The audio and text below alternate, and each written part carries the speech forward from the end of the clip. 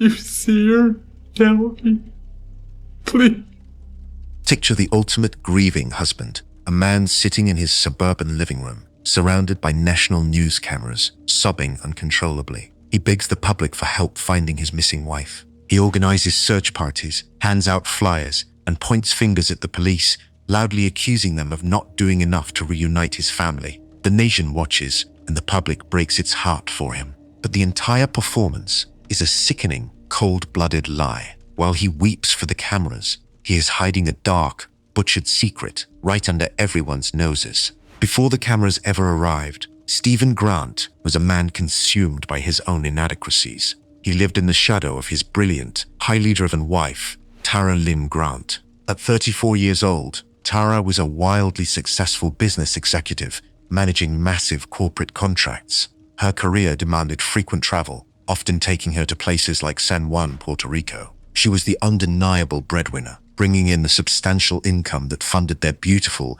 upper-class home in Washington Township, Michigan. Stephen lived a completely different reality. He worked part-time at his father's local tool and die shop, but his primary role was staying home to watch their 4-year-old and 6-year-old children. He was deeply insecure and felt entirely emasculated by his wife's demanding career. Instead of supporting her, he cultivated a venomous resentment and a deep jealousy over the time she spent with a specific male co-worker. To claw back a sense of superiority and control, Stephen built a secret double life. He initiated a sexual relationship with the family's 19-year-old au pair, Verena Diakis. While Tara was traveling the country to provide for their family, Stephen was carrying on an affair with the teenager hired to help with the kids. He even slept with the au pair the night before his wife returned from her latest business trip. The tension finally boiled over on the night of February 9th, 2007. Tara returned home exhausted, and a vicious argument immediately erupted over her frequent work trips. The physical altercation escalated when Stephen struck her. Tara fought back, threatening to call the police. She told him he would go to jail and lose custody of their 2 young children. That absolute threat to his control and freedom was the final trigger. Stephen lunged at his wife. He wrapped his hands tightly around her throat and choked her. When she finally stopped moving, he took a belt, wrapped it securely around her neck, and attempted to drag her down the concrete stairs into the garage. Under the dead weight, the belt snapped, and her head struck the concrete floor. Standing over the mother of his 2 children, Stephen made a cold, calculated decision to erase her entirely. He dragged her body into the trunk of her own SUV. Under the cover of darkness, he drove to his father's tool and die shop. Using his access to the industrial facility, he planned to systematically dismember his wife. He initially grabbed a tree saw, but the tool failed to cut. Forced to improvise, Stephen took heavy-duty bandsaw blades, broke them into large pieces, and wrapped a rag around one end to create a makeshift handle. He manually cut the body into 14 separate pieces. The psychological reality of his own actions took a severe toll. Stephen had to drink alcohol heavily throughout the gruesome process, vomiting multiple times as he worked. He packed her remains into black plastic garbage bags, placed them back into the trunk, and drove to Stony Creek Metro Park. He scattered all the bags, including the one containing her torso, deep in the frozen brush and snow. With the evidence concealed, Stephen returned home. In a display of utter depravity, police records indicate he continued to sleep with the 19-year-old au pair in the family home even after Tara was killed and dismembered. He waited 5 full days before formally reporting his wife missing. He crafted a detailed lie, claiming that after their argument, Tara got into a dark-colored vehicle waiting at the end of their driveway and vanished into the night. Then he weaponized the media. Stephen transformed himself into a tragic, helpless victim. He invited news crews into his home, weeping for the cameras and detailing his children's tears. He hired high-profile defense attorney David Green and a public relations firm, using them to aggressively accuse the police of harassing an innocent, grieving husband. Weeks passed, and the televised charade held up. But then, Stephen received a tip that a police search of Stony Creek Metro Park was imminent. Panic set in. Knowing the snow was beginning to melt, Stephen drove back to the park, successfully located the bag containing Tara's torso, and brought it back to their Washington Township home. He hid it inside a plastic bin in the garage, right under the noses of the police, who were constantly visiting the house. His arrogance was his ultimate undoing. On March 2, 2007, detectives arrived at the Grant home with a search warrant. The moment officers began coming through the property, the confident, media-savvy husband panicked. Stephen borrowed a friend's pickup truck and fled the neighborhood. When police opened the garage, they found the plastic storage bin. The gruesome discovery shattered the illusion Stephen had spent weeks building. His high-profile attorney, David Green, immediately and publicly withdrew as his legal counsel in a televised address. Search teams descended on Stony Creek Metropark and recovered the rest of Tara's remains. A massive manhunt swept the state. Police did not just look at old records, they actively tracked Stephen's real-time cell phone pings. The signal moved over 200 miles north to the Mackinac Straits area. He had driven deep into the unforgiving wilderness of northern Michigan. He abandoned the truck and fled on foot into Wilderness State Park, hiding among the snow-covered trees. While freezing in the wilderness, Stephen placed a phone call to the 19-year-old au pair. He finally admitted he killed his wife, but cowardly minimized the extreme violence, claiming he just pushed her and she fell. Tracking dogs and a police helicopter scoured the landscape. They found Stephen hiding under a fallen tree, severely frostbitten and suffering from extreme hypothermia. He was airlifted to a hospital in Petoskey, Michigan. It was in that hospital bed, with his bravado entirely stripped away, that Stephen Grant gave a full, detailed confession to the murder and dismemberment. The courtroom proceedings brought a swift end to his lies. Right before the trial began on December 7, 2007, Stephen pleaded guilty to the mutilation of a corpse charge. The jury only deliberated on the homicide charge. The prosecution flew the 19-year-old au pair in from Germany to testify about the affair and the timeline of their sexual encounters before and after the murder. Despite the horrific, elaborate cover-up, the jury shocked the prosecution by returning a verdict of second-degree murder, determining the initial killing was not premeditated. However, the sentencing phase delivered absolute justice. Prosecutor Eric Smith addressed the court, stating that Stephen Grant was evil personified and that standard sentencing guidelines could not account for the sheer depravity of his actions. Judge Diane Druzinski completely agreed. She purposely deviated upward from the standard guidelines due to the extreme severity of the crime. She condemned his demonic, manipulative, barbaric, and dishonest actions, calling the entire case mind-numbing to the court. Stephen Grant was sentenced to 50 to 80 years in a Michigan state prison. He exhausted his state appeals in March 2010, when the Michigan Supreme Court affirmed his conviction. He remains incarcerated today and will not be eligible for parole until he is 80 years old. He will forever be remembered not as the tragic hero he played on television, but as the monster who butchered his wife and smiled through his tears. Imagine meeting the perfect guy. He is charming, handsome, and successful. He takes you on romantic dates and seems deeply invested in building a future with you. But he carries a heavy burden. He looks you in the eyes and reveals that he recently lost his wife, and the upcoming holidays will be his very first without her. You feel terrible for him. Your heart breaks for his tragic loss. But there is just one massive, horrifying problem. His wife is not dead yet. She's sitting at home, 8 months pregnant, completely unaware that her husband is already playing the grieving widower to his brand new girlfriend. To the outside world, Scott and Lacey Peterson were the ultimate American success story. They lived in a beautiful, comfortable home in the quiet, upscale neighborhood of Modesto, California. Lacey was 27 years old, radiant, deeply loved by her family, and heavily pregnant with their first child, a baby boy they had already named Connor. She spent her days excitedly preparing the nursery, shopping for baby clothes, and eagerly awaiting motherhood. Scott was a 30-year-old fertilizer salesman, bringing in a solid income to support his growing family. Behind closed doors, the reality was entirely different. Scott Peterson despised his life. He was drowning in roughly $23,000 of debt. He viewed his marriage as a financial trap and the impending birth of his son as the absolute end to his freedom. He did not want to be a father or a husband. He wanted to be debt-free, kid-free, and wife-free. He craved the unburdened, carefree lifestyle of a wealthy bachelor. In late November 2002, Scott met Amber Fry, a single mother and massage therapist living in Fresno. He immediately initiated a passionate, secret double life. He showered Amber with attention, acting like a man with absolutely no strings attached. But Scott knew he could not maintain the charade forever while living with a heavily pregnant wife. Instead of pursuing a messy, expensive divorce, he formulated a permanent solution. The digital footprint of his premeditation was chilling. On December 8, 2002, Scott sat at his computer and searched for San Francisco Bay tides, ocean currents, and boat ramps. He specifically searched for the weather conditions at the Berkeley Marina for the morning of December 24th. The very next day, December 9th, he purchased a 14-foot aluminum boat using his own name. He completely hid the purchase from Lassie and his family, and he purposefully failed to register the watercraft with the Department of Motor Vehicles. To finalize his plan, he went to his warehouse workspace. Using a 5-gallon bucket and a 90-pound bag of cement, he manufactured homemade concrete anchors.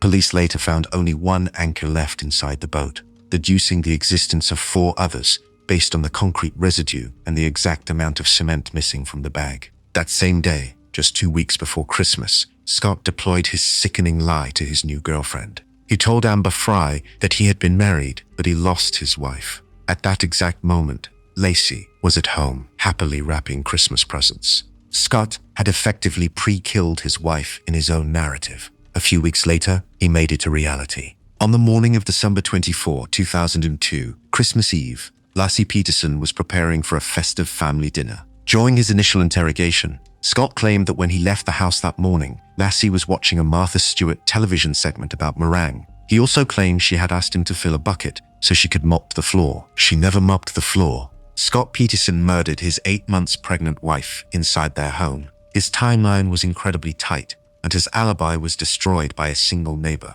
Scott told police he left his house around 9:30 a.m. Neighbor Karen Service found the family's golden retriever Mackenzie wandering the neighborhood with a muddy leash at exactly 10:18 a.m. This exact timestamp proved Lacey had to vanish almost the second Scott pulled out of the driveway. Scott loaded Lacey's body into the back of his Ford pickup truck, hiding her under a large tarp. He drove 90 miles away to the Berkeley Marina. A parking ticket proved he arrived at the marina at 12:54 p.m. Prosecutors theorized the exact disposal method. Scott launched his secret aluminum boat, transferred his wife's body into the small craft, and motored out into the freezing, choppy waters of the San Francisco Bay. Once surrounded by deep water, it is theorized he attached the missing heavy concrete anchors to Lassie's body and pushed her 150-pound dead weight over the side of the unstable vessel. Scott left a voicemail for Lassie at 2:15 p.m., stating he was leaving Berkeley and he was back home in Modesto by 4:15 p.m. The Modesto police launched a massive search operation, but Scott's behavior was completely devoid of human empathy. He showed zero emotion and refused a polygraph test. His post-crime sociopathy escalated rapidly. While Lassie was still considered a missing person, Scott sold her Land Rover and attempted to sell their marital home. He even looked into turning the baby's nursery into a media room. While the entire country searched for his wife, he continued his romantic charade with Amber Fry. In one of the most sickening displays of arrogance in criminal history, Scott called Amber on New Year's Eve. He told her he was standing near the Eiffel Tower in Paris, celebrating the holiday. In reality, Scott was standing in the middle of a candlelight vigil in Modesto. The recording of the phone call captured the sound of the mourning crowd in the background. The double life completely imploded on January 23, 2003, when Lassie's family officially found out about his affair. The very next day, Amber Fry held a massive televised press conference confirming her romantic relationship with Scott, completely shattering his public image as a grieving husband. The cold waters of the San Francisco Bay eventually gave up Scott's horrific secret. In mid-April 2003, a massive, violent storm churned the bay. The intense tidal activity and natural decomposition caused the bodies to separate from the concrete weights. On April 13th, the well-preserved body of baby Connor washed ashore. The very next day, the heavily decomposed torso of Lassie Peterson washed up just 1 mile away. Because her remains were missing the head and internal organs, a precise cause of death could never be medically determined by the coroner. Knowing the bodies had been found, Scott Peterson made a desperate run for the border. On April 18, 2003, detectives tracked him to a golf course in San Diego, just 30 miles away from Mexico. He had dyed his dark hair and goatee a bright bleached blonde and used his brother John's name to identify himself at the golf course.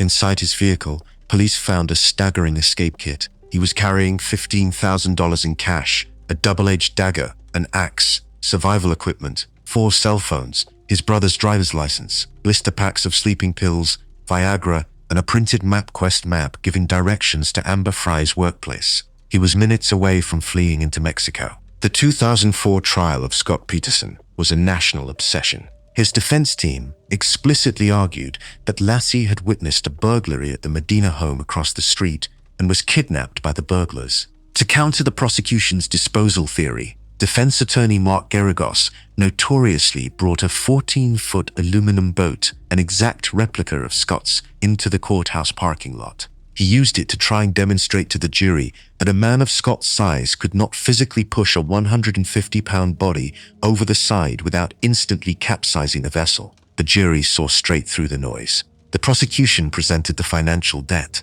the secret boat, the concrete residue, the computer search history, the exact location where the bodies surfaced, and the devastating wiretap phone calls. Scott Peterson was found guilty of first-degree murder for Lassie and second-degree murder for Connor. He was originally sentenced to death, but in 2020, the California Supreme Court overturned his death penalty. In 2021, he was officially resentenced to life in prison without the possibility of parole. During the resentencing hearing, Lacey's mother, Sharon Rocha, looked directly at him and stated, "You are a coward." The legal battles continue today. In mid-2024, a judge granted the Los Angeles Innocence Project's request to conduct new DNA testing on a single piece of evidence, a piece of duct tape found on Lacey Peterson's pants during the autopsy. Despite these ongoing efforts, Scott Peterson remains incarcerated. His life behind bars is far from the carefree bachelor dream he envisioned.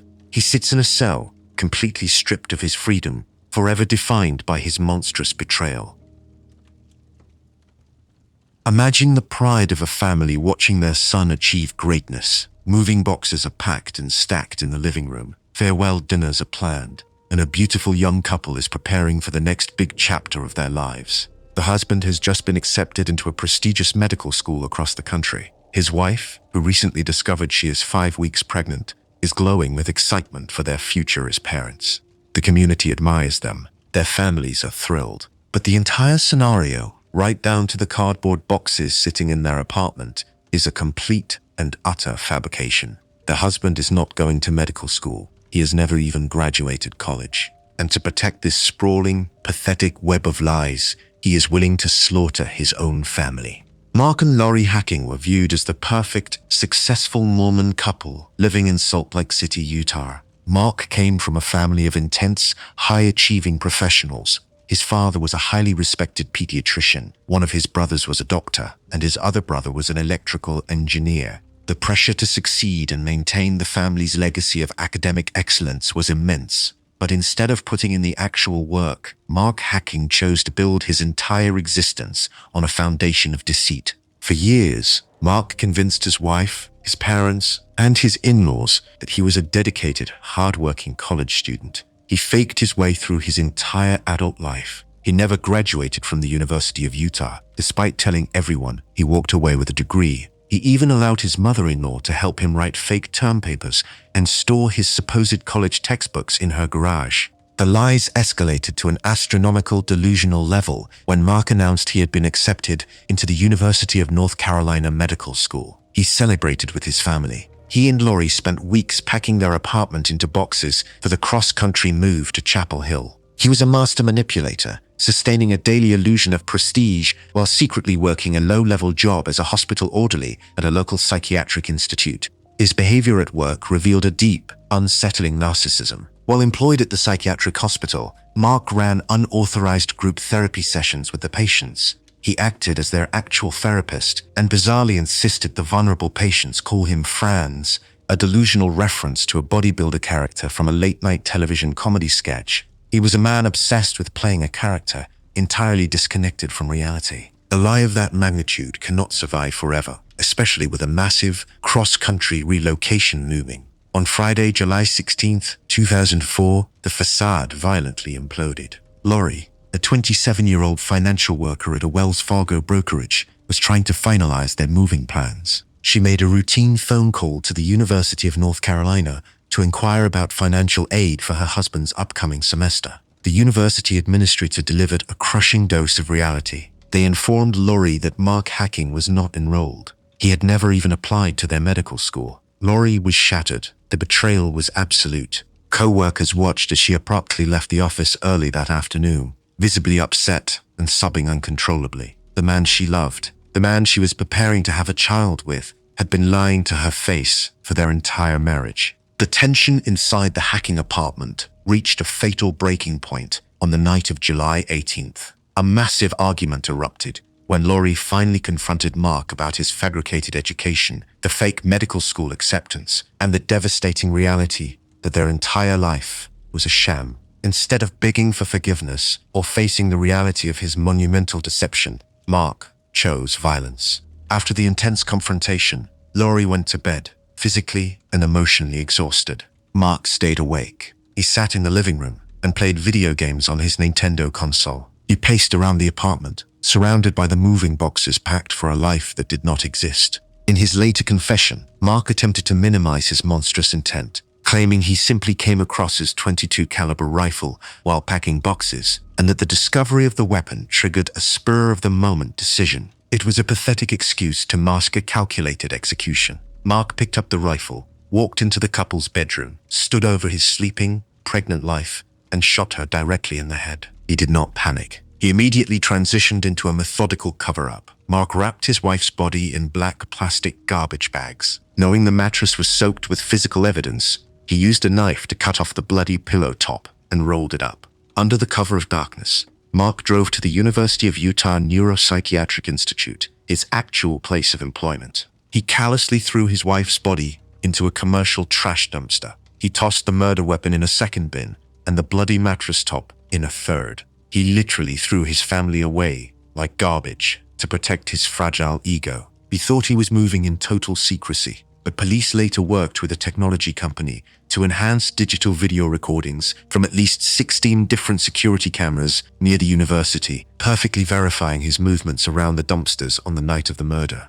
The next morning, Mark went to a local furniture store and bought a brand new mattress to replace the one he had destroyed. Then, he picked up the phone and called the police. He reported Lori missing, spinning a frantic story that she had gone for a morning jog at Memory Grove Park and never showed up for work. Instantly, the community rallied around the seemingly heartbroken husband. Thousands of volunteers organized search parties, handing out flyers and scouring the local parks. Mark played the role of the terrified spouse, but the pressure of the national media spotlight and the active police investigation quickly shattered his psyche. His behavior became incredibly erratic. Just one night after reporting Lori missing, police found Mark wandering outside a local motel, completely naked, wearing nothing but a pair of sandals. He was immediately picked up and checked into the very same psychiatric ward where he worked as an orderly. While Mark hid in the hospital, detectives dismantled his life. They uncovered the lies about his college graduation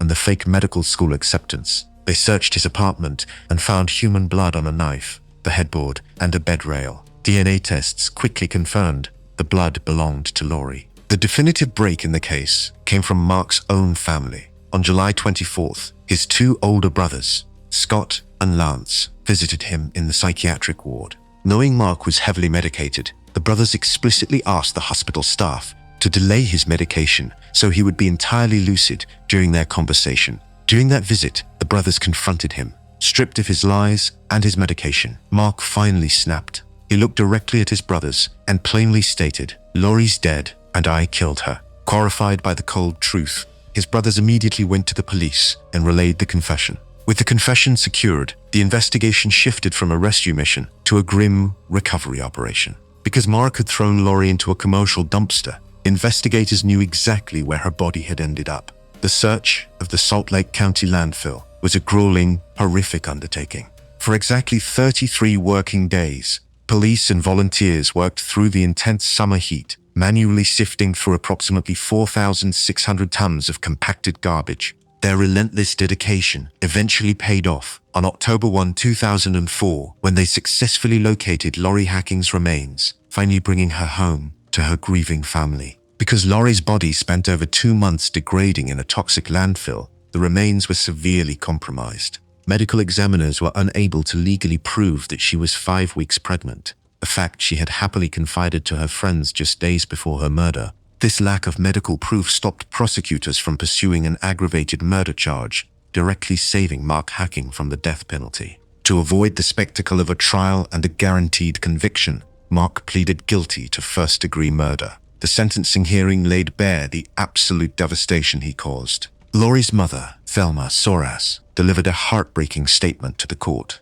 She revealed the gruesome reality of Mark's actions, stating that out of her beautiful 115-pound daughter, she was only able to bury 15 pounds of bone fragments and teeth recovered from the trash. When given the chance to speak, Mark offered a twisted apology, stating, "I put them in the garbage, and they rotted out at the landfill. I'm tormented every waking minute by what I did." The judge was entirely unmoved by his words. She sentenced him to the mandatory term of 6 years to life in prison, but explicitly noted on the record that she would strongly recommend to the parole board that he be held for a very long time.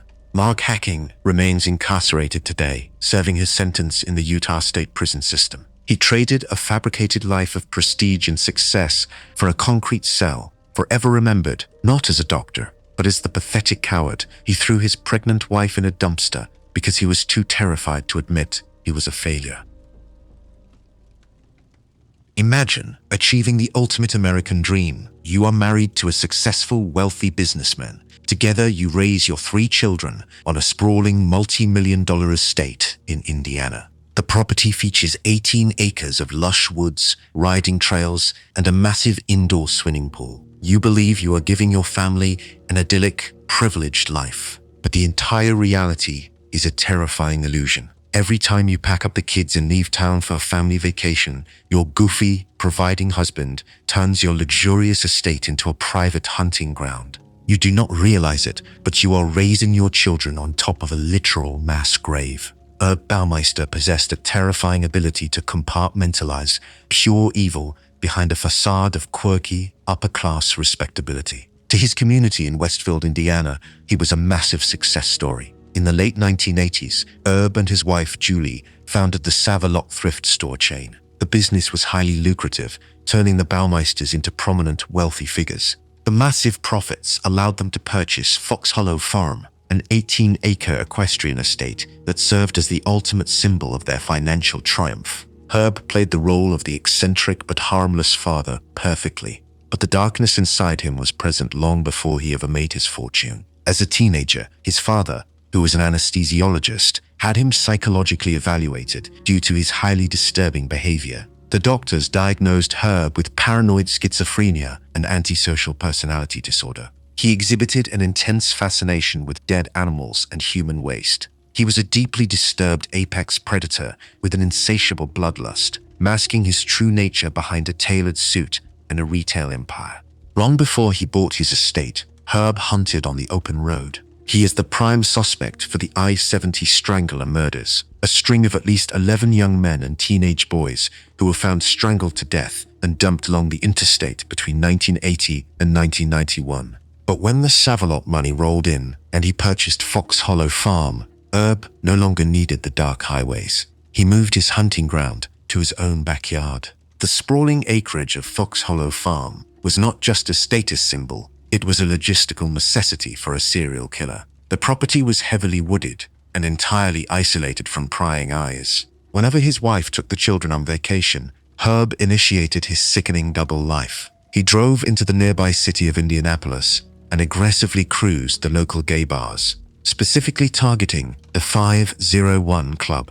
He operated under the fake name Brian Smart. He was charming, well-dressed, and weaponized his wealth to lure men back to his massive estate. He targeted vulnerable individuals, men who lived on the margins of society or were estranged from their families, knowing their disappearances would not immediately trigger a massive police response. Once he brought these men back to Fox Hollow Farm, the trap snapped shut. He typically lured them into the lavish indoor swimming pool area. There, in the absolute privacy of his multi-million-dollar home, he strangled them to death, often utilizing a heavy pool hose to extinguish their lives. The disposal of the bodies was an exercise in cold, calculated butchery. Herb dragged the lifeless bodies out into the deep woods of his own backyard. He poured flammable liquids over the remains and burned them. To ensure the evidence was completely eradicated, he brought out standard landscaping equipment. He used a lawnmower and a rototiller to physically run over the charred bones. The horrifying reality of Fox Hollow Farm almost came to light in a moment of chilling horror. One afternoon, while Herb's young son was playing in the woods behind the house, the boy stumbled across something partially buried in the dirt. He brought it inside to show his parents. It was a human skull. Most people would panic, but Herb Baumeister was a master manipulator. When his wife Julie demanded to know why their son was holding a human skull, Herb deployed a brilliantly sociopathic lie. He explained that his late father, the anesthesiologist, had kept human anatomical models and biological skeletons for medical research. Herb casually claimed he simply found the old medical specimen while cleaning out a garage and buried it in the woods to get rid of it. The lie was perfectly tailored to his family history, and his wife, unable to fathom that she was married to a serial killer, accepted the explanation. The skull was hidden away, and Herb continued his butchery completely unchecked. But his arrogance eventually caused a fatal error. During one of his hunting trips to the 501 Club, he picked up a man named Tony Harris. Herb brought Tony back to the Fox Hollow Farm indoor pool. During the encounter, Herb wrapped a pool hose around Tony's neck and began to strangle him with maximum force. Tony fought back frantically, realizing he was about to die. In a desperate bid for survival, Tony intentionally went limp, pretending to pass out. Believing his victim was unconscious, Herb loosened his grip. Tony miraculously managed to escape the estate with his life. Tony Harris knew his attacker only as Brian Smart, but the terrifying encounter haunted him. Months later, in August 1995, Tony actively tracked him down. He spotted Herb driving his car in Indianapolis. Tony relentlessly followed the vehicle, successfully obtaining the license plate number. He immediately gave the information to the police. Investigators ran the plates and uncovered the true identity of the phantom killer. Brian Smart was Herb Baumeister, the wealthy owner of the Savalot thrift store chain. Police approached Herb and formally requested to search the Fox Hollow Farm property. Herb flatly refused. He aggressively deployed his lawyers to block the investigation. His wife Julie also fiercely refused to allow the search, choosing to stand by her husband and protect their family's reputation from the accusations. Without a warrant, the police were temporarily paralyzed, but the intense pressure completely shattered Herb's meticulously crafted life. As the police circled, his behavior became highly erratic. The Savalot thrift store chain began hemorrhaging money and spiraled into bankruptcy. Herb stopped sleeping, his moods swung violently, and the marriage rapidly deteriorated. Unable to handle the financial ruin and her husband's terrifying behavioral changes, Julie Baumeister finally filed for divorce. In June 1996, while Herb was away from the estate on a summer vacation, Julie finally granted investigators full permission to search the grounds of Fox Hollow Farm. When the police entered the woods behind the multi-million-dollar home, they stepped into a waking nightmare. The search teams began sifting through the dirt in the creek bed. They did not find intact bodies. They found an industrial-scale slaughter ground. Investigators unearthed over 10,000 crushed human bone fragments scattered across the property. The goofy, providing father was officially unmasked as one of the most prolific serial killers in American history. But Herb Baumeister never faced a judge or a jury. The moment he realized the police were digging up his backyard, the wealthy businessman ran like a coward. He fled across the border into Ontario, Canada. On July 3, 1996, as the entire country watched the horrifying excavation of his property on the nightly news, Herb pulled his car into Pinery Provincial Park. He took a revolver, pointed it at his own head, and pulled the trigger. He left behind a rambling 3-page suicide note written on yellow notepad paper. In a final display of absolute narcissistic sociopathy, he spent the entire letter complaining about the failure of his thrift store business and the breakdown of his marriage. He specifically apologized for messing up the provincial park with his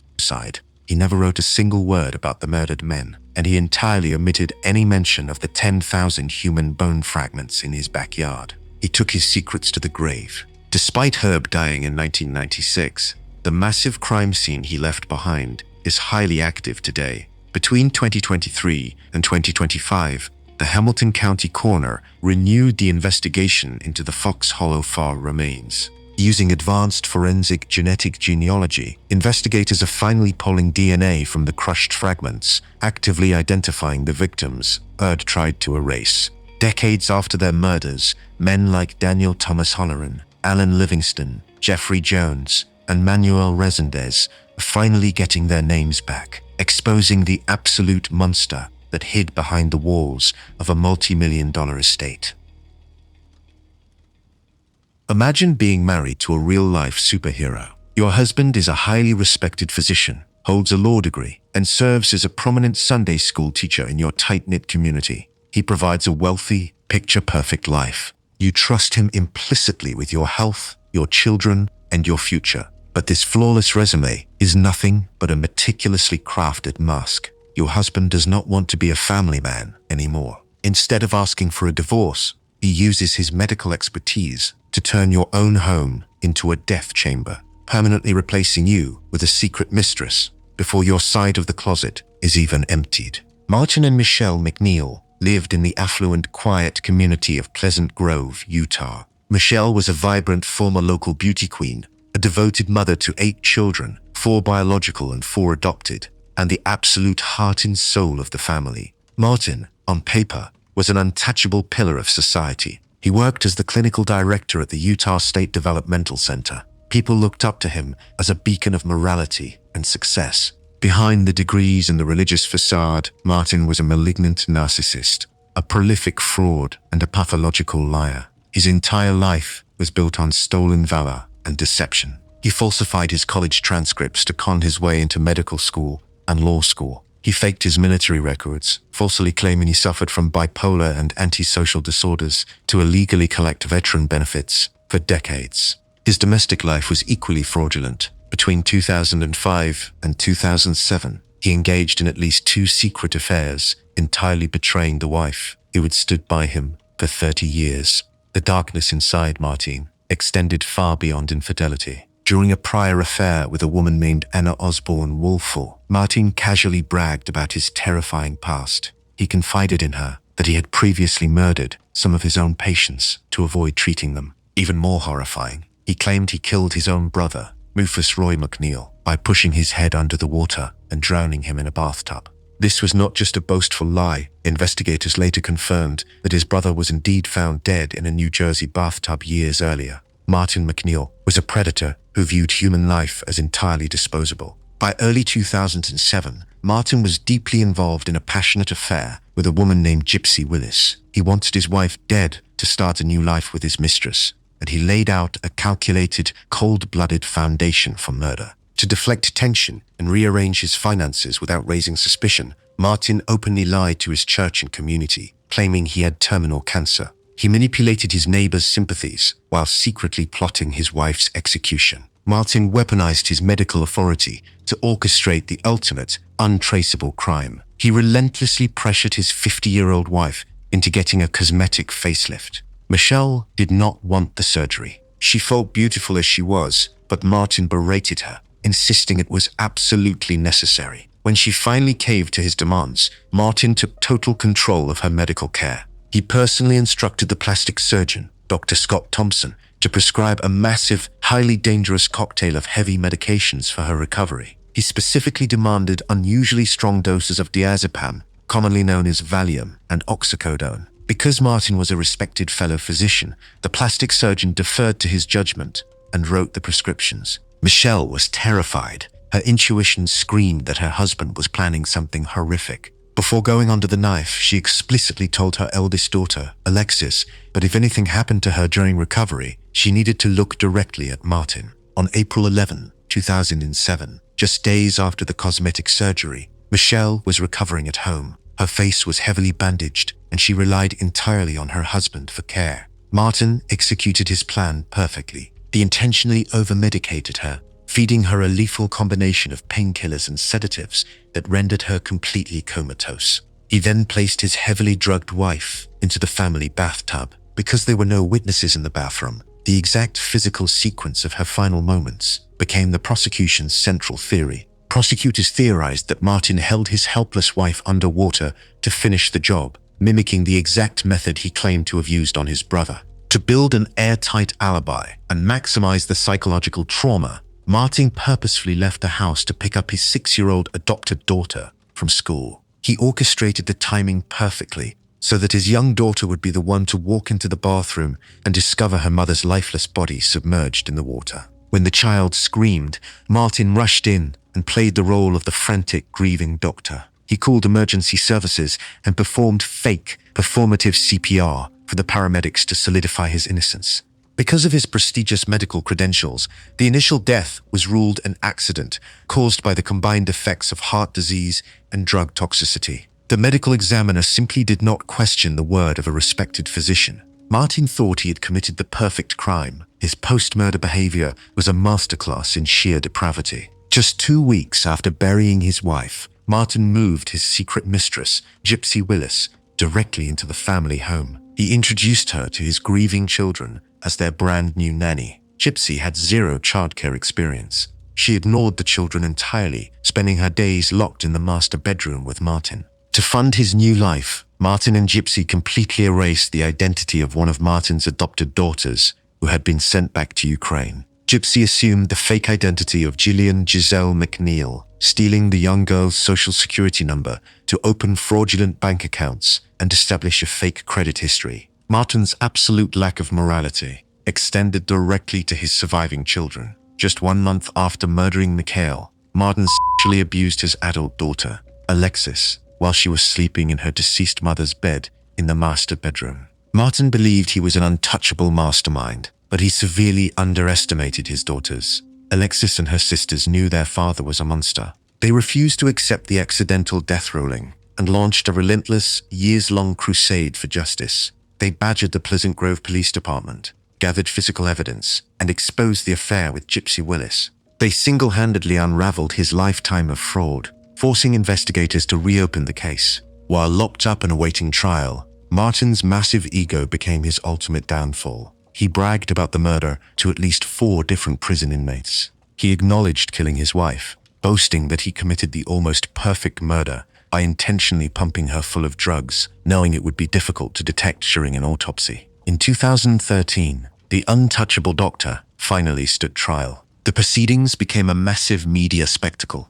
highlighted by the prosecution physically bringing the actual bathtub where Michelle MacNeill died directly into the courtroom to display to the jury. The prosecution presented the fake credentials, the weaponized prescriptions, the stolen identity, and the damning inmate confessions. The jury saw him for exactly what he was, an arrogant, cold-blooded killer. Martin MacNeill was found guilty of first-degree murder and obstruction of justice. He was later tried and convicted of forcible sexual abuse for the incident involving his daughter. The judge ensured he would never see the outside world again, handing down consecutive sentences. He received 15 years to life for the murder, 1 to 15 years for obstruction, and an additional 1 to 15 years for the sexual abuse. Stripped of his medical license, his law degree, and his freedom, Martin could not handle the reality of a concrete cell. In December 2013, shortly after his murder conviction, he attempted to escape his sentence by dismantling a disposable shaving razor and using the blade to slice his own femoral artery in the Utah County Jail.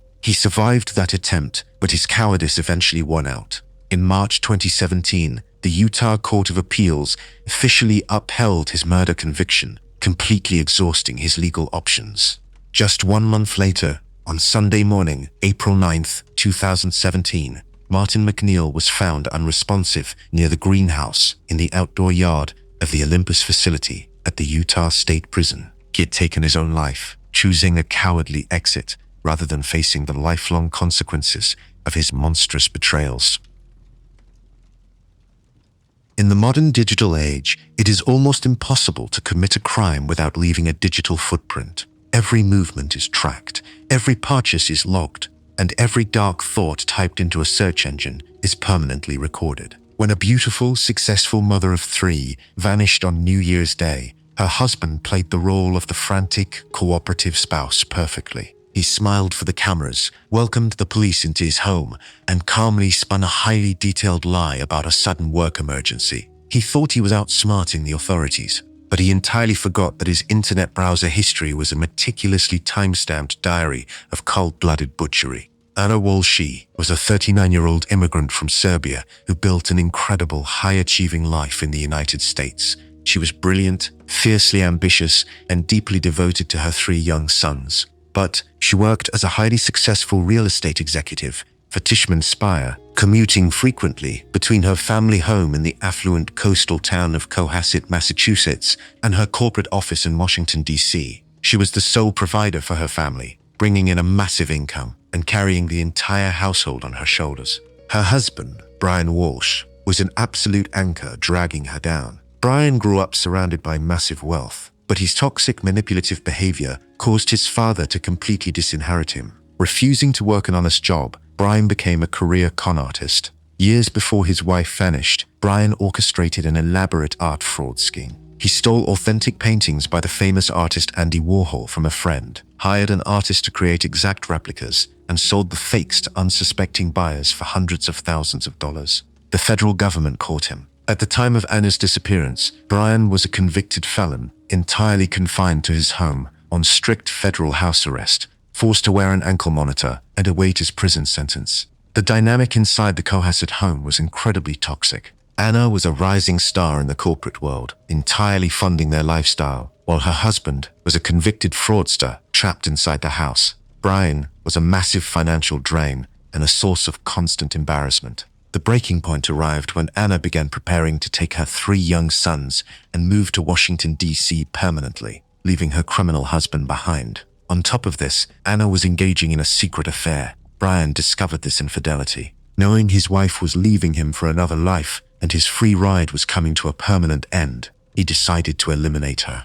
On New Year's Eve, the couple hosted a friend for a celebratory dinner. The guest left the home around 1:30 in the morning on January 1st, 2023. The moment the door closed, the illusion of the happy marriage evaporated. While their 3 young boys slept upstairs, entirely unaware of the horror unfolding below them, Brian attacked his wife inside the family home. He extinguished her life, ensuring the exact method of his brutal crime would remain hidden by what he did next. Standing over his wife's lifeless body, Brian did not dial emergency services. He did not show an ounce of remorse.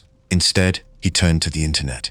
At 4:55 in the morning on New Year's Day, Brian grabbed his young son's iPad, opened the web browser, and initiated one of the most chilling, incriminating search histories in the history of the American justice system. He began by typing, "How long before a body starts to smell?" Minutes later, he searched, "How to stop a body from decomposing." At 5:47 in the morning, the searches became explicitly calculated. He typed, 10 ways to dispose of a dead body if you really need to.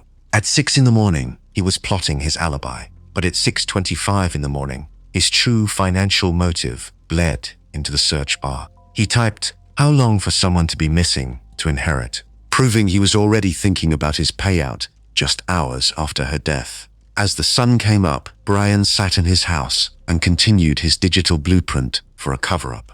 Over the course of the morning, he made 21 separate, horrific queries. With his online research complete, Brian put the iPad down and went to work. He dragged Anna's body down into the basement. He intentionally violated his strict federal house arrest to execute the disposal phase. Brian drove to a local Home Depot. To avoid leaving a trail, he wore a surgical mask and rubber gloves. He walked through the aisles and paid $450 in physical cash for a massive haul of cleaning supplies.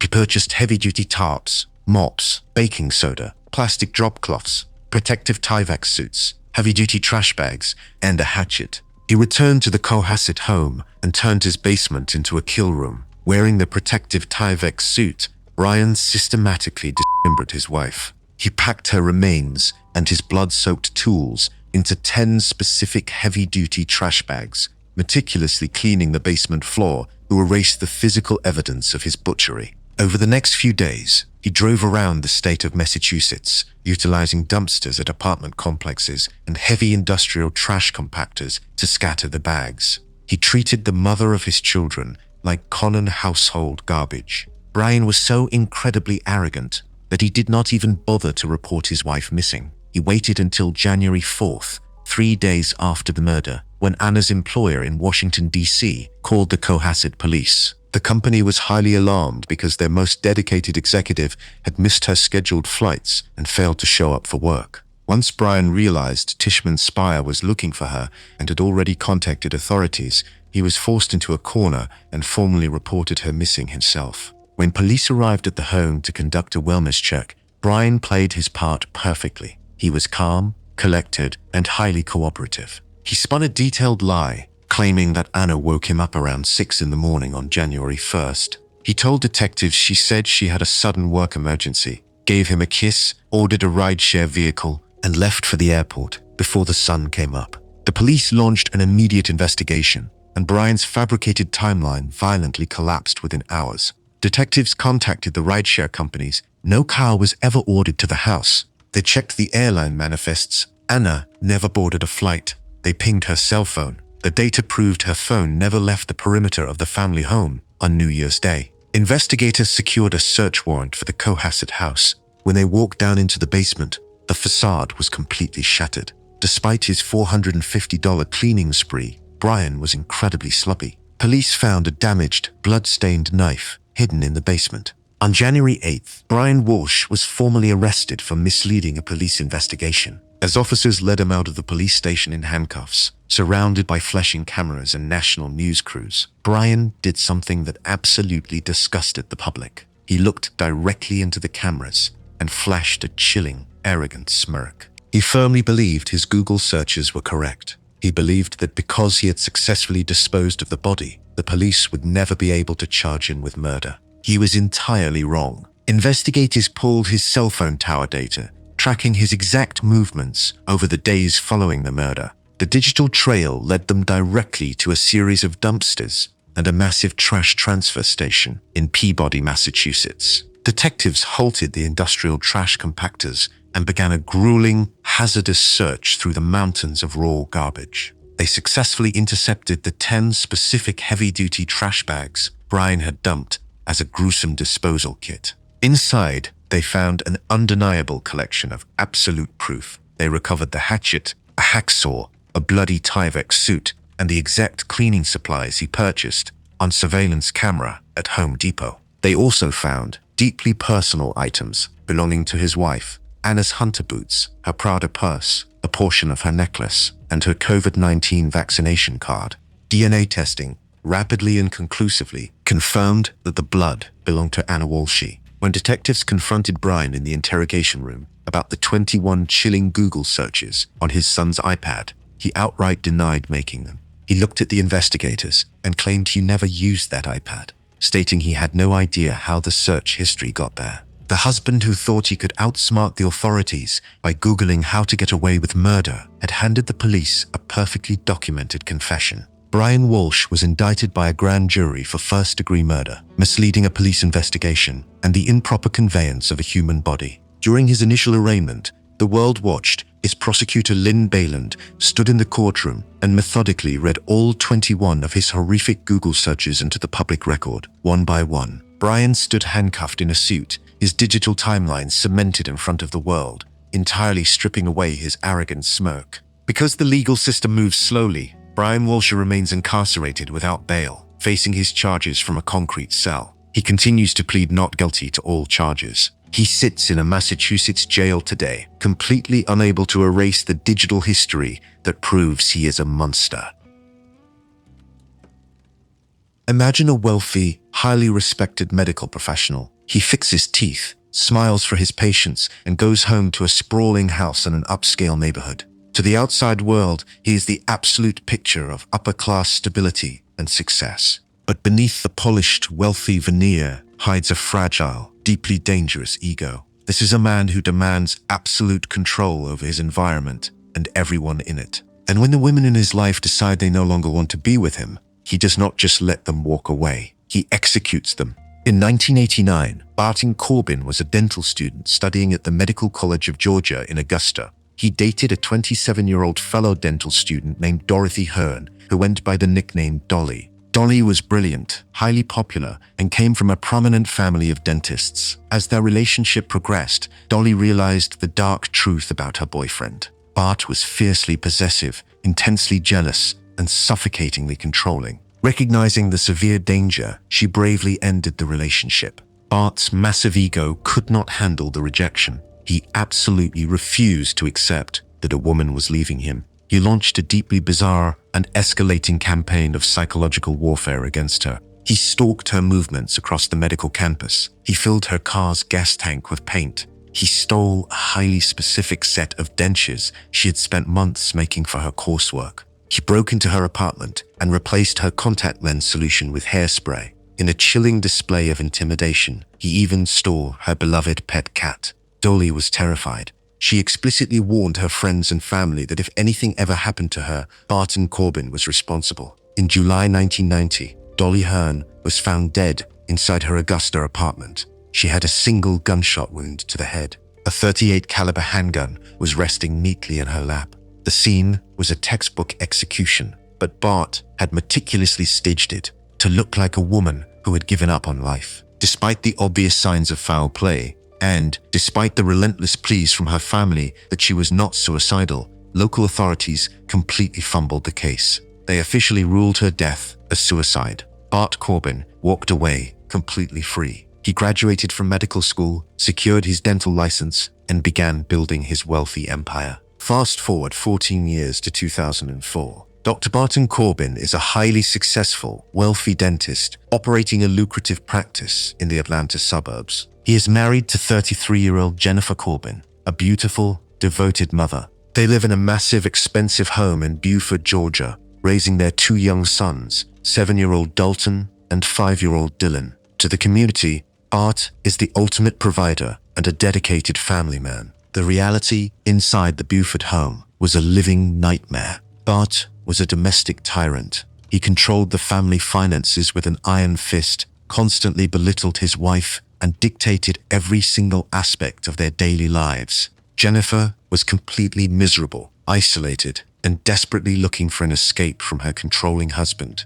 She found solace in the digital world, spending hours playing the online multiplayer fantasy game EverQuest. Through the game, she struck up a deep emotional romance with a player she knew as Chris. Chris promised to take her away from her miserable marriage and provide a safe, loving life. In a deeply tragic twist, Chris was actually a woman named Anita Hardwick, living in Missouri, using a fake male persona to catfish Jennifer. When Jennifer discovered the truth, she was shattered. She wrote devastated emails to Anita, stating, "You have absolutely ripped my heart out. I can't live this lie. It's killing me." Despite the heartbreak of the online betrayal, Jennifer still wanted out of her toxic marriage. When Bart discovered the online messages and realized his wife was leaving him, he was enraged. He could not stand the public embarrassment of a divorce, and he absolutely refused to lose his control. Just 5 days before the murder, Bart filed aggressive divorce papers and sued for sole custody of their 2 young boys. Then, he plotted his ultimate revenge, utilizing the exact same playbook that kept him out of a prison cell 14 years earlier. On November 30th, exactly 4 days before the murder, Bart drove to Troy, Alabama to visit his close friend, Richard Wilson. Bart used his wife's online affair as a manipulative cover story. He told his friend that his wife was fooling around on him and he desperately needed a gun for his own protection. Believing the lie, Richard Wilson handed Bart a .38 caliber revolver. On the night of December 4th, 2004, Bart executed his wife. He snuck into the master bedroom where Jennifer was sleeping. He shot his wife once in the head. He then meticulously staged the scene to look exactly like the tragic suicide of a depressed, divorcing mother. He placed the .38 caliber revolver on the bed, right next to her hand. To complete the horrific tableau, he deliberately took his recent divorce filings from the Gwinnett County Superior Court and placed the legal papers directly under Jennifer's shoulder on the bed. In an act of pure, unforgivable cruelty, Bart purposefully left the house and drove to his brother Bob's home to spend the night. He intentionally left his wife's body in the bed, perfectly aware that his 2 young sons would wake up the next morning and find her. He weaponized his own children's trauma simply to build his alibi. The next morning, 7-year-old Dalton walked into the master bedroom and found his mother dead. He ran frantically to a neighbor's house to get help. When Bart's brother Bob broke the news to him that Jennifer was dead, Bart played the role of the shocked husband perfectly, running up the stairs and physically faking throwing up in the bathroom. Bart expected the police to take one look at the gun, note the divorce papers on the bed, and declare it a suicide, exactly like they did in 1990. he completely underestimated modern forensics. The scene was clumsily staged. The angle of the gunshot did not align with a self-inflicted wound, and the gun was resting in a highly unnatural position. Detectives dug deeply into the grieving husband's background. When they uncovered the 1092 death of Dolly Hearn, the entire case blew wide open. The similarities were staggering and completely defied any possibility of coincidence. Both women were actively attempting to leave Barton Corbin. Both were found dead from a single gunshot wound to the head. Both scenes featured a .38 caliber handgun resting suspiciously close to the victim's hand. The digital trail destroyed Bart's manufactured alibi. Cell phone tower data explicitly placed Bart in Troy, Alabama on November 30th. Police squeezed his friend Richard Wilson. Wilson immediately flipped and confessed that he handed Bart the .38 caliber revolver. With the physical evidence mounting, the legal system launched a massive, coordinated strike against the arrogant dentist. He was officially charged with the malice murder of his wife, Jennifer. Simultaneously, prosecutors in Richmond County reopened their cold case and charged him with the 1990 malice murder of Dolly Hearn. The man who thought he had committed two perfect crimes was suddenly facing two separate murder trials, and the state was actively seeking the death penalty. But Bart Corbin maintained his absolute innocence, hiding behind his high-priced defense attorneys. But 4 days into jury selection, the master manipulator finally broke. His defense team learned that Richard Wilson had completely flipped and was ready to testify. Placing the exact murder weapon directly into Barton Corbin's hands was the final nail in the coffin. Facing a guaranteed conviction and a lethal injection, Bart stood before the judge and abruptly entered a guilty plea for the malice murders of both Dorothy Hearn and Jennifer Corbin. To spare the families the agony of two separate, massive trials, the prosecution accepted the plea deal. The judge sentenced Barton Corbin to 2 concurrent life terms in a Georgia state prison, allowing for the possibility of parole. He became legally eligible for parole after serving 15 years, but he has been continually denied release. He remains incarcerated in a Georgia Department of Corrections today, stripped of his wealth, his control, and his freedom. On April 27, 2007, the college officially awarded Dolly Hearn a Doctor of Dental Medicine degree, ensuring she will forever be remembered as Dr. Dorothy Hearn, a brilliant woman whose light was extinguished by a cowardly tyrant. Picture a desperate, heartbroken father standing in front of national television cameras. He holds up a photograph of his beautiful, pregnant wife and their smiling 20-month-old daughter. Tears stream down his face as he begs the public for any information that might bring his family home. He claims his wife simply walked out the door, taking their toddler with her, and vanished into thin air. The entire country of Australia watches the broadcast and aches for the abandoned husband. But his tears are a grotesque, calculated performance. He is not a grieving father waiting for his family to return. He is a cold-blooded butcher who slaughtered his pregnant wife and his toddler with a medieval-style weapon while they slept in their beds.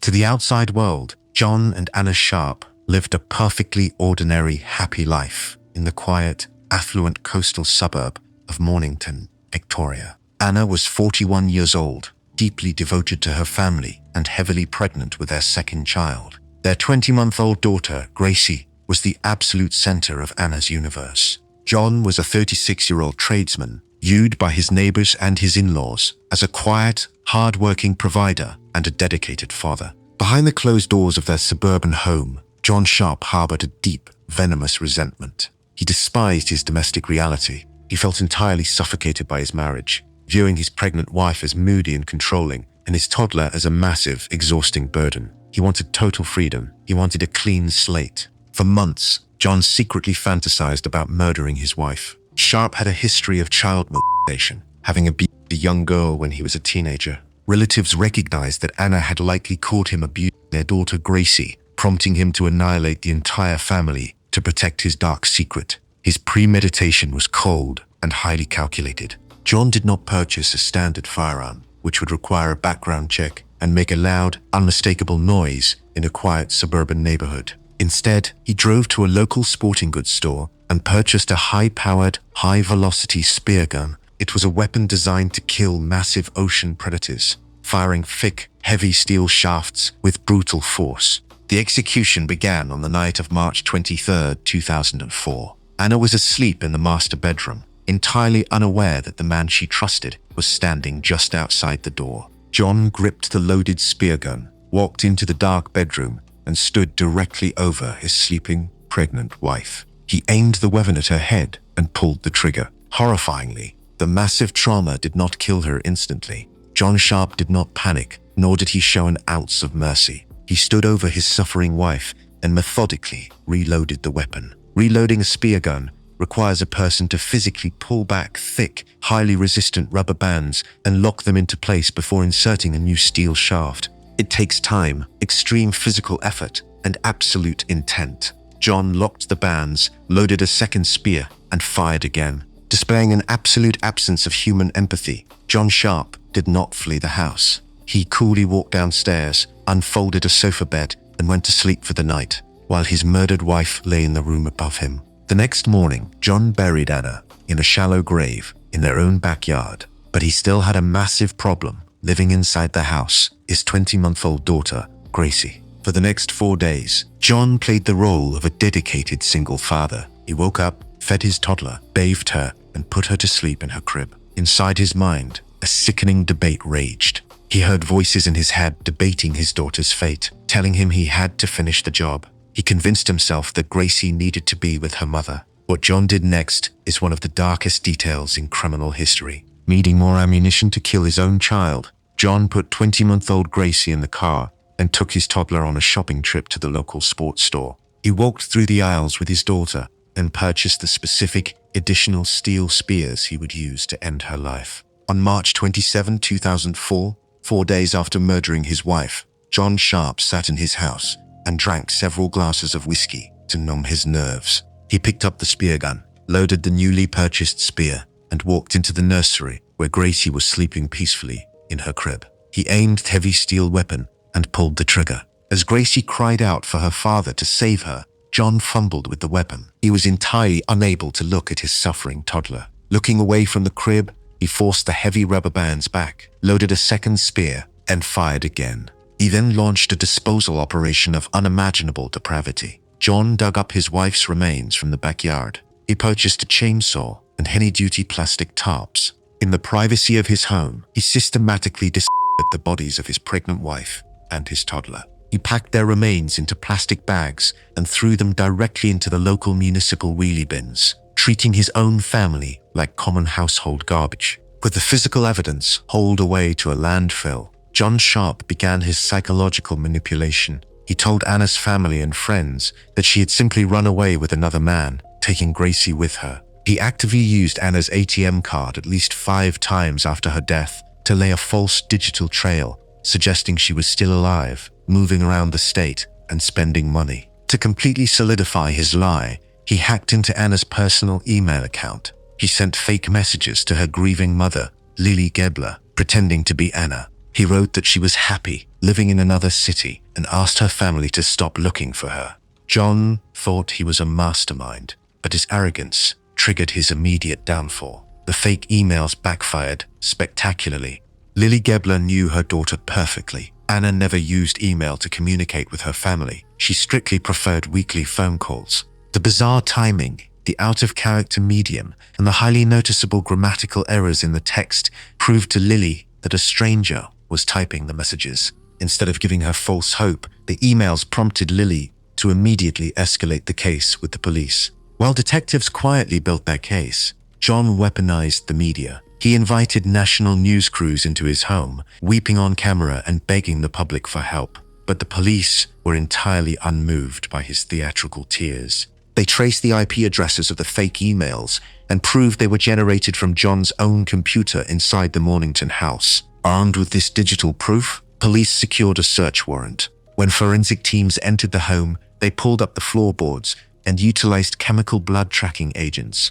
The house lit up. They found massive amounts of blood evidence soaked into the subflooring of the master bedroom and the nursery. In the backyard, they located the empty shallow grave. John maintained his charade for 3 full months, completely denying any involvement. He only broke when detectives sat him down in the interrogation room and flatly told him they had found the burial site under the house. Confronted with the absolute destruction of his lies, John Sharp finally confessed. He calmly detailed the purchase of the spear gun, the horrific executions, and the dismemberment. He attempted to excuse his butchery by claiming a madness took over, stating he was operating on an unstoppable automatic pilot. The confession triggered one of the most grueling search operations in Australian history. For over 3 weeks, police and forensic teams sifted through massive mountains of raw garbage at the Mornington landfill. Working in hazardous, deeply traumatizing conditions, the search teams eventually recovered the dismembered remains of Anna and Gracie Sharp, bringing them home to their devastated family. The trial of John Sharp shocked the entire nation. Because Anna's family lived in Dunedin, New Zealand, they were forced to watch the horrific sentencing details of their murdered daughter and granddaughter via a video link. When the judge handed down the massive sentence, describing Sharp's crimes as unspeakably callous, horrendous, and singular in its barbarity, the arrogant killer physically broke down. John Sharp rubbed his eyes, leaned heavily on the dock, and was so entirely weak that he had to be physically helped away by court officials. He was sentenced to 2 consecutive terms of life imprisonment. The judge mandated a massive 33-year non-parole period. Sharp possessed the sheer audacity to appeal his sentence, complaining to the court that waiting 33 years before parole eligibility was far too crushing and severe. The Court of Appeal formally dismissed his pathetic appeal in 2006. He remains incarcerated in the Victorian prison system today, serving his massive sentence, forever remembered as the cowardly monster who took his toddler shopping for the weapon he used to slaughter her. He beat my wife. Does he have a gun? The flames are everywhere. Where's the man at? Yes, he's laying there on the floor with a bullet in his head. Did you shoot him? Yes, I shot him. He was killing my wife. Picture a man universally hailed by his community as a tragic, undeniable hero. He is exercising downstairs on his basement treadmill when he hears a sudden, violent thud coming from the floor above. He grabs his handgun, sprints up the stairs, and stumbles upon a waking nightmare. A deranged stalker is standing in the living room, violently bludgeoning his wife to death with a hammer. In a desperate, split-second bid to save the woman he loves, the husband raises his weapon and shoots the attacker dead. He holds his bleeding wife in his arms as she takes her final breath. The police arrive, comfort the traumatized husband, and quickly close the case. The community mourns with him. He is celebrated as a protector who did everything he could to save his family. The entire story is a movie script fabrication. He is not a hero. He is a psychopathic butcher who executed a completely innocent man to take the fall, executed his own wife, and successfully tricked the entire justice system for years. Mark and Donna Winger lived a picture-perfect life in Springfield, Illinois. Mark was a highly successful, wealthy nuclear engineer working for the state government. Donna was an operating room technician, described by everyone who knew her as radiant, deeply caring, and universally loved. On the outside, they were a happy couple who had just adopted a beautiful baby girl named Bailey 3 months prior. Behind closed doors, Mark Winger was a malignant narcissist. He despised his marriage. He was secretly having an intense, passionate affair with Donna's close friend, a woman named Deanne Schultz. Mark wanted total freedom to pursue his mistress, but he was incredibly greedy. He entirely refused to go through a messy divorce. He knew a divorce meant splitting his massive assets, paying alimony, and losing full custody of their brand new adopted baby. He wanted to keep his wealth, keep his house, and keep his pristine public image. In the days leading up to the murder, Mark openly bragged to his mistress about his dark intentions. He explicitly told Deanne that it would be much easier if Donna just died.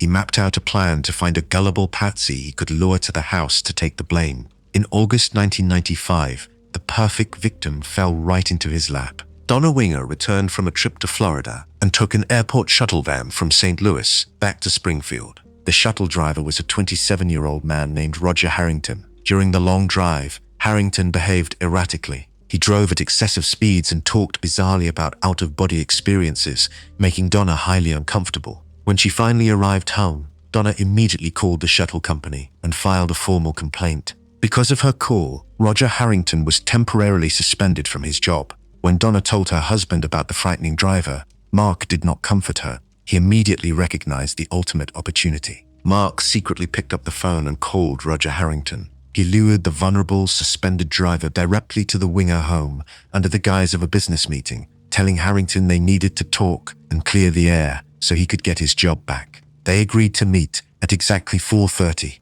in the afternoon. On August 29th, 1995, Mark Winger executed his horrific script. At 4:30, Roger Harrington parked his car outside the Winger home and walked to the front door, expecting a peaceful conversation to save his career. Mark opened the door and let the innocent driver into the foyer. The moment Harrington stepped inside, Mark raised his .45 caliber Springfield Armory pistol and shot the driver directly in the head. With his patsy dead on the floor, Mark turned his attention to his wife. He grabbed a heavy hammer, walked up to Donna, and brutally bludgeoned her to death in their own home. He then meticulously staged the scene. He placed the bloody hammer directly next to Harrington's lifeless body, perfectly arranging the room to look exactly like an interpreted home invasion. Mark picked up the phone and dialed emergency services. He launched into an Academy Award-winning performance. He hyperventilated. He cried hysterically. He spun his lie about being on the treadmill, hearing a thud,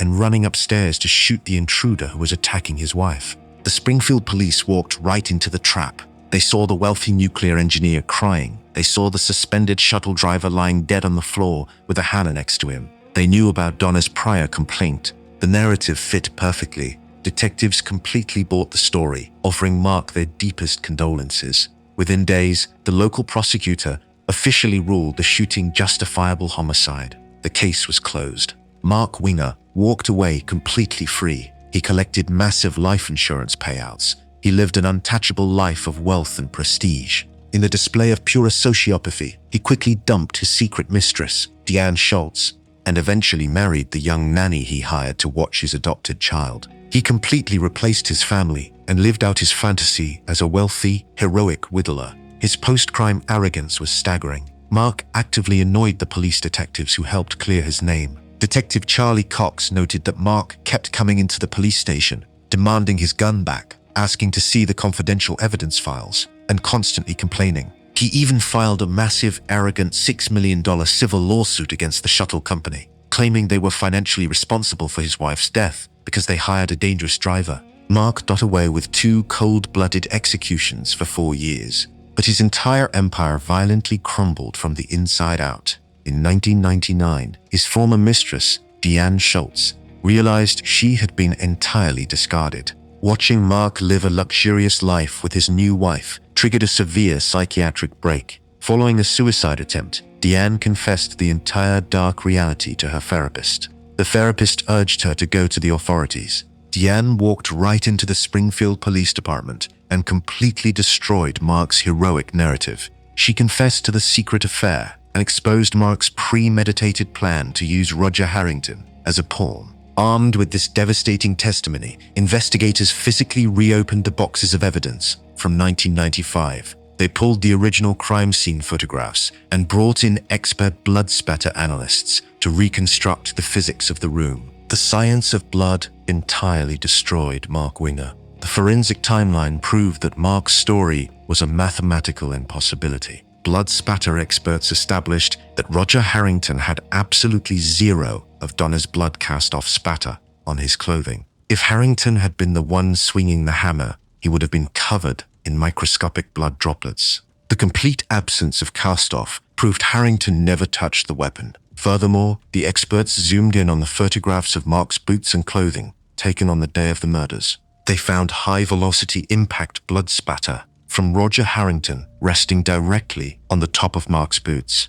High-velocity blood spatter travels only a very short distance. It is physically impossible for that specific pattern of blood to land on his boots if he shot the intruder from across the room, as he claimed. The physics proved unequivocally that Mark Winger was standing directly over Roger Harrington, shooting him point blank from above. Detectives then searched the vehicle Roger Harrington had parked outside the Winger home on the day of the murders. Inside the car, they found a piece of paper with Mark Winger's name and the time 4:30 p.m. written on it. It was absolute proof that Mark had scheduled the hit and lured the innocent man to his death. In 2001, 6 years after he manipulated the entire city, police arrested Mark Winger for 2 counts of first-degree murder. The 2002 trial was a total dismantling of his life. The prosecution laid out the secret affair, the perfectly timed setup of the shuttle driver, the arrogance of the civil lawsuit, and the undeniable reality of the blood spatter physics. The jury saw straight through his expensive suits and his fabricated tears. Mark Winger was found guilty of double murder and sentenced to life in prison without the possibility of parole. But the narcissism of Mark Winger did not stop at the prison gates. While sitting in a maximum security concrete cell, completely stripped of his wealth and his freedom, he decided he was still the smartest man in the world. He hatched a brand new plot to exact revenge on the people who put him behind bars. In 2005, Mark actively attempted to hire a hitman from inside the prison.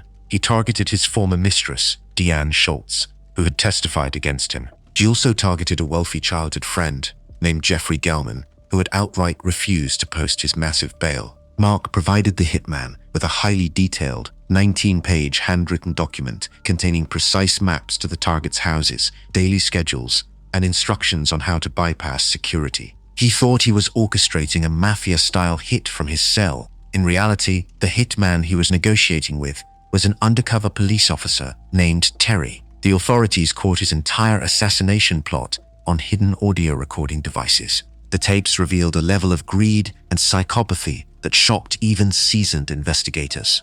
Mark instructed the hitman to kidnap his childhood friend and force him to pay a massive cash ransom. He told the hitman to use that exact ransom money to fund the assassination of Deanne Schultz. Finally, he ordered the hitman to kill his childhood friend anyway, ensuring there would be no witnesses left behind. Mark Winger was dragged back into a courtroom in 2006. The prosecution simply played the undercover audio tapes for the jury. He was convicted of solicitation of murder, and the judge handed down an additional 35-year sentence, ensuring he would never see the outside of a maximum security facility. All of his legal appeals have been completely denied. The man who spent 6 years playing the ultimate tragic hero is completely exposed as one of the most calculating, greedy killers in modern history. He remains incarcerated at the Pontiac Correctional Center in Illinois, locked inside a concrete box, completely forgotten by the community that once called him a hero.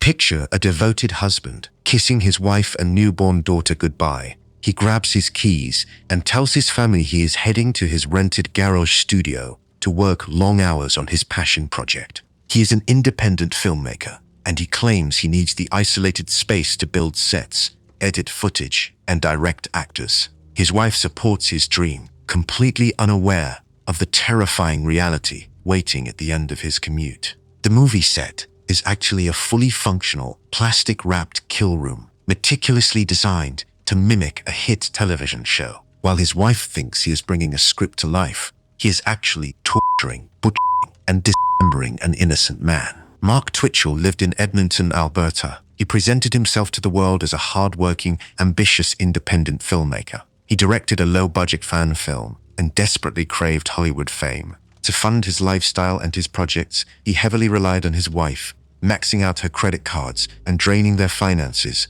while she cared for their newborn daughter. But Mark harbored a dark, consuming obsession. He was completely infatuated with the hit television show Dexter, a fictional series about a blood spatter analyst who lives a double life as a serial killer. Mark did not want to hunt other killers like the character on television. He simply wanted to feel the absolute, godlike rush of taking a human life. He viewed murder as a curiosity-driven exploration of human experience, and he decided to blur the lines between his movie scripts and his own dark reality. In September 2008, Mark rented a residential garage in a quiet Egmonton neighborhood. He told the property owner that he was using it as a soundstage for a short thriller film titled House of Cards. The script he wrote for this film was not just a story, it was a literal blueprint for murder. The plot centered on a killer who lures a man using a fake online dating profile, tortures him in a garage for his banking passwords, and dismembers him. Mark set up his rented garage to perfectly match his script. He covered the windows to block out prying eyes. He set up a heavy metal table in the center of the room. He hung thick plastic sheeting from the ceiling and walls to catch the blood. He was building an execution chamber under the guise of an independent film. With the kill room prepared, Mark needed a victim. He created a highly deceptive profile on the dating website Plenty of Fish, posing as a beautiful woman seeking a casual romantic encounter. On October 3, 2008, he lured his first target to the garage. A man named Gil Tetrol arrived at the address, expecting to meet his online date. The moment Gil stepped through the garage door, Mark attacked him. Wearing a horrifying goalie mask and wielding a stun baton, Mark shocked Gils, forced him to the ground, and placed duct tape over his eyes. But Gil fiercely refused to be a victim. A brutal physical struggle erupted inside the plastic-wrapped room. Gil reached out blindly and grabbed the firearm Mark was holding.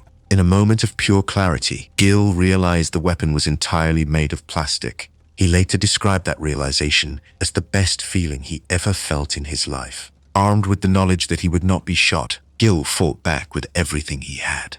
He rolled out from under the garage door and scrambled into the driveway, but Mark grabbed him by the legs and violently dragged him back inside the kill room. Gil fought free a second time, broke away from his attacker's grip, and ran into the night, successfully escaping with his life. Out of deep embarrassment and fear, Gils did not immediately report the bizarre attack to the police, leaving Mark completely free to set his trap a second time. Enraged by his failure, Mark's bloodlust only intensified. He went right back to the dating website and continued posing as the fictional woman. 1 week later, on October 10th, 2008, he successfully lured 38-year-old John Brian Altinger to the exact same garage. John was a hard-working pipeline inspector who simply thought he was meeting a woman for a date. The moment John stepped inside the dark garage, Mark ambushed him. Mark bludgeoned John over the head with a heavy steel pipe, dropping him to the plastic-covered floor. He then pulled a weapon and brutally stabbed the innocent pipeline inspector to death,